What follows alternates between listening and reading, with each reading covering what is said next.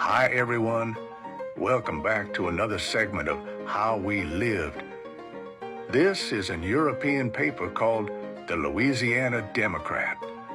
Editor, E.R.B. Osset, the love of country is the love of God. Alexandria, Louisiana, Wednesday, July 20th, 1859. First article, Standing to Their Guns.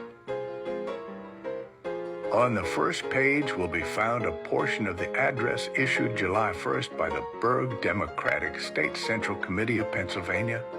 The committee, composed of 43 leading Democrats, had assembled June 29th at Harrisburg to consult upon and prepare an exposition of the views and sentiments of the democracy of the state, and the points then and there agreed upon were put into the form of an address by Robert Tyler, Esquire, a lawyer residing in Pennsylvania, a native of Virginia, a sound Democrat, and a worthy son of ex-President Tyler. There is, consequently, good reason to assume that the address truly represents the Democratic opinions as held by the party in the Iron State. The address begins with a review of the Democratic platform showing that the democracy of 60 years ago and concludes with a fair and complimentary notice of the administration of Mr. Buchanan. As will be seen from the portion quoted, the style is moderate but distinct, clear, compact, and methodical. Whatever difference of opinion there may be between the Democrats of Pennsylvania and those of Louisiana will be found in the extract, and a careful examination of it will show that the difference is small. They recognize the diversity of sentiment upon the new territorial question and denounce in fitting terms the demagogism by which it is sought to confuse and mislead the popular mind.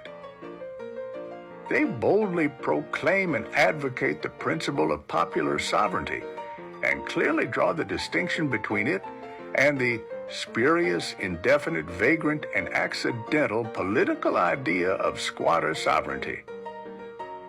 While they hold that the federal government is supreme and sovereign over the territories, they distinguish between that legal and constitutional supremacy and the illegal, unlimited, and despotic power claimed for the federal government by the Black Republicans or Wilmot Provisoites.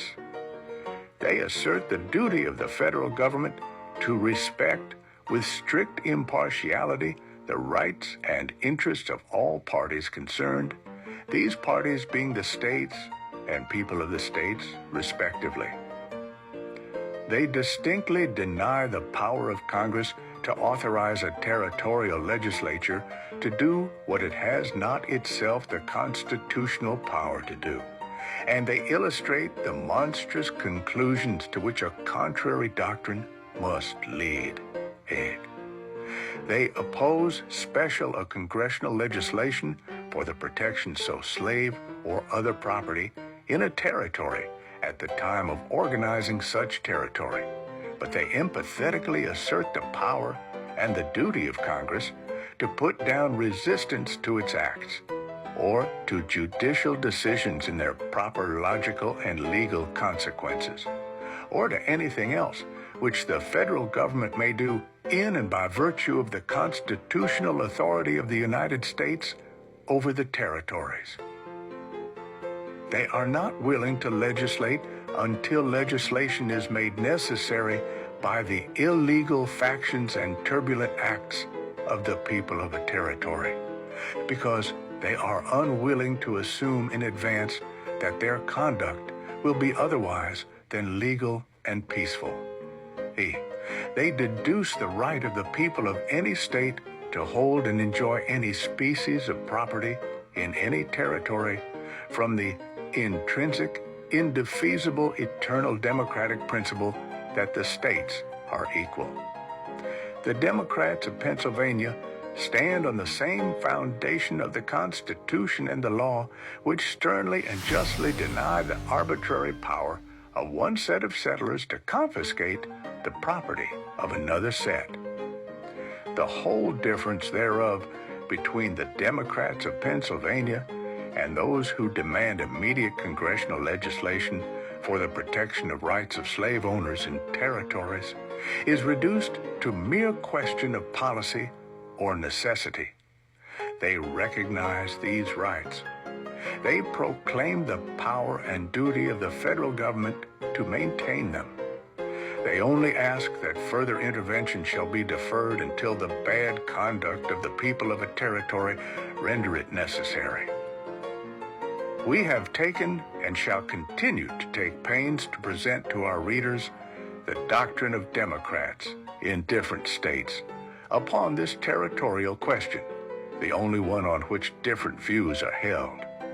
Having stated in a recent issue that Northern democracy is not Douglasism or squatter sovereignty, we are gratified to give this extract from the Pennsylvania platform as an evidence of that fact. Next article, varieties.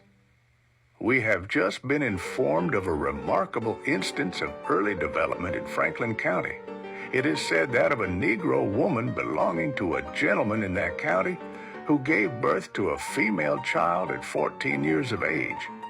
The daughter improved upon the example of the mother and gave birth to a child at 11 years of age. So there is only a difference of 26 years between the ages of the grandmother and granddaughter. Richmond Dispatch. Okay, now, let's check some of the advertising. Eagle Line 1859. Great East and Western Line stages, central route through Louisiana and Texas, from Alexandria, Louisiana, to Nacogdoches, Texas, connecting with the Eastern League Mall at Alexandria from New Orleans, also with the Western Line of stages from Nacogdoches to Douglas, Linwood, Alto, Crockett, Cincinnati to Huntsville, also connect with a line of stages to Tyler, Henderson, and to Mount Pleasant. Nelson Taylor, proprietor. Stages leave Alexandria 3 times a week for Nacogdoches, Wednesday, Fridays, and Sundays. Fare from Alexandria to Nacogdoches, $15. To Milan, $11. To San Augustine, $12.50. To Chirino, $14. To Melrose, $14. Passengers taking this route will be certain to connect with all of the above lines and will be put through with dispatch. Stage office at the post office. Notice, the undersigned, being desirous of reducing his large stock of good, is determined to sell at very reduced prices for cash or punctual customers, not only Negro and plantation goods, but the whole stock through. Those who study their interest would do well to call and examine for themselves. My stock is very complete, and I can fill almost any memorandum. Great pleasure will be taken in showing goods whether purchases be made or not, but I do not like cutting off samples or exchanging goods when once purchased. October 13th, 1858. W. Henry, Oliver Whistle, house carpenter and joiner, offers his services to the public. He will also attend to the building, repairing and working of sawmill. Cistern building done to order and at the shortest notice. Shop on the corner, back of the Rapides Hotel, Alexandria. Valuable servant woman to dispose of. William H. Carnell, before removing to Missouri last fall, sold off most of his slaves at their own request, they not wishing to leave Louisiana. Tempe, his cook, after reaching Missouri, became dissatisfied and wished to return to Rapides, and accordingly, her master has sent her to me for sale. She is fully acclimated, having spent nearly her whole life in this parish, is 32 or 33 years old, an excellent family cook, washes well and irons beautifully. What is most rare is perfectly truthworthy. Upon leaving home, her mistress used always leave the house keys in Tempe's possession, and never was the trust abused. To a person desiring such a servant, her cash value is not less than $1,500. Short paper with good endorsers or city acceptance will be taken. Alex, May 25th, 1859. $50 reward. Runaway from the undersigned, residing on Bayou Boeuf on Monday night, May 30th. 2 Negro boys, to wit, Hillary and Harry. Hillary, aged about 25 years, weighs 165 or 70 pounds. About 6 feet high, black complexion, has very bad teeth and rather down countenance when spoken to. Harry is very near the same size and is very black, aged about 20 years. They will aim for Texas or New Orleans. I will give $50 rewards for the delivery to Miami on Bayou Boeuf, or lodged in jail at Alexandria, Rapides Parish, so that I can get them. June 1st, 1859. This is the end of this segment. Thanks for tuning in. Next papers will be right online, the Civil War. Stay tuned for more.